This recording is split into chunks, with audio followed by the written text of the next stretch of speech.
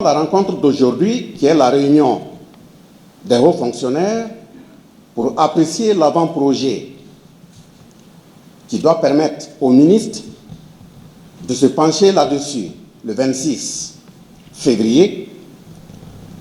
est un document dont le contenu appelle sacrifice. Ainsi, c'est parti pour 3 jours de réflexion sur l'examen et l'amélioration de la feuille de route de l'ANDE de la Confédération des États du Sahel. Réunis autour d'une même table, cette importante concertation des hauts fonctionnaires de l'AES vise à approfondir l'opérationnalisation de la Confédération et accélérer la mise en œuvre des actions communes. Et justement, au soir du 23 décembre 2025, les 2 autres frères, à savoir le général d'armée, Abdourahmane Tiani,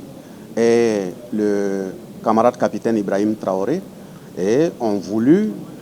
en lien avec également leur frère, le général d'armée Assimi Goïta, qui, par concertation, se sont entendus et qui ont conféré la direction confédérale à leur frère, à savoir le camarade capitaine Ibrahim Traoré. Et donc, il est nécessaire que tout ce qu'il a mandaté autour de lui,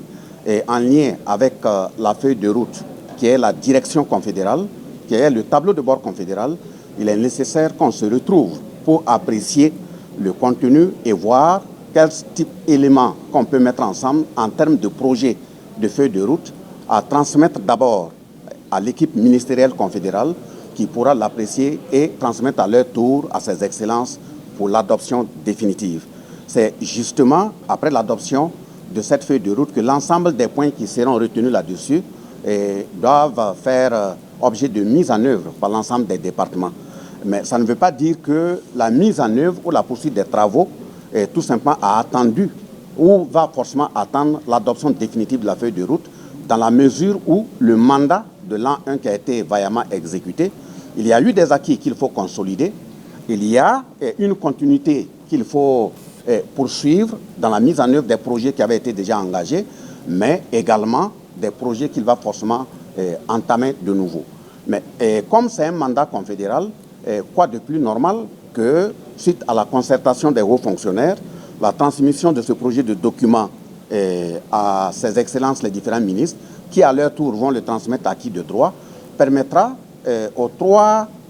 équipes des 3 pays au niveau de la Confédération de regarder ensemble, d'agir unité, d'agir cohérence, d'agir complémentarité, parce que ce n'est pas un mandat d'une personne, ce n'est pas une feuille de route qui sera arrêtée pour une personne, c'est une feuille de route confédérale et de ce point de vue, l'ensemble des équipes de ces 3 pays frères devaient se retrouver pour apprécier afin que nous puissions voir dans quel sens il faut aller ensemble. Nonobstant quelques difficultés engrangées, la Confédération Alliance des États du Sahel,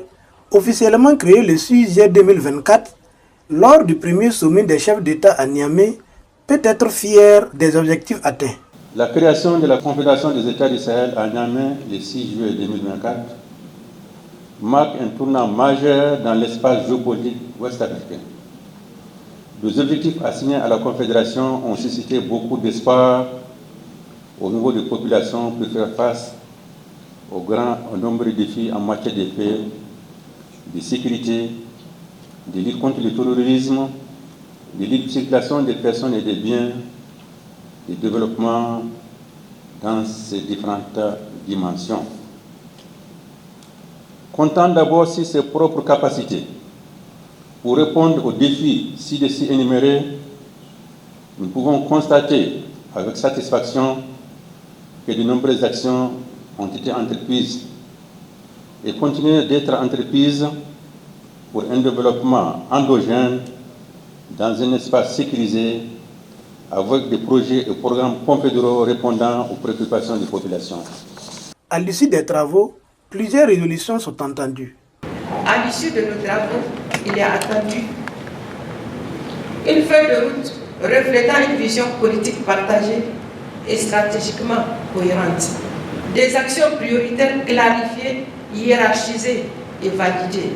La consolidation des acquis de l'an 1, un instrument consensuel prêt à être mis en œuvre pour l'an 2. À la fin de ces 3 jours d'échange, le document final sera transmis au ministre de la Confédération des États du Sahel pour validation.